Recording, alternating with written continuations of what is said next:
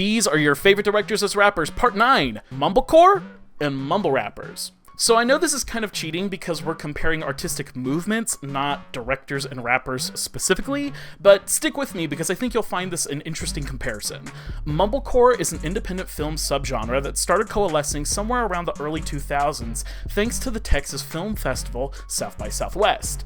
These movies emphasize dialogue over plot, naturalistic acting with lots of improvisation, and usually come with a pretty lo-fi aesthetic due to their minuscule budgets. Andrew Boljalski, the Duplass brothers, Greta Gerwig, Noah Baumbach, and Joe Swanberg pretty much defined this movement.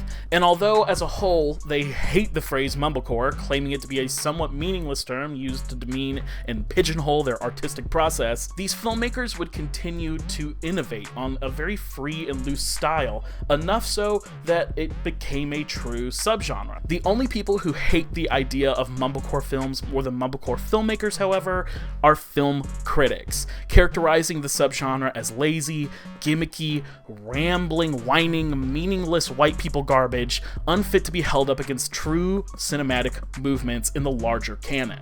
And then we have mumble rap. Also largely born out of the South, the term mumble rap was given to various artists by music critics who hated the emerging trend of MCs turning away from the pillars of hip-hop, mainly lyricism and rhyme scheme, in favor of exploring other aspects of their delivery like melody and tone. While it's often debated who is and is not a mumble rapper, people generally agree that Lil Pump, Playboi Carti, and Future fueled the fire when it came to this controversial trend in music, seeing the term as disrespectful and not even a real subgenre. Regardless, they would often be taken to task by other members of their industry for making music that was lazy, gimmicky, rambling, whining, meaningless white people garbage, unfit to be held up against the larger movements in the hip-hop canon. Both mumblecore films and mumble rap do have their fans though, largely the young people who grew up feeling ownership over this very specific style, rebelliously carving their own home in the larger artistic community. For more stuff like this, give me a like and follow.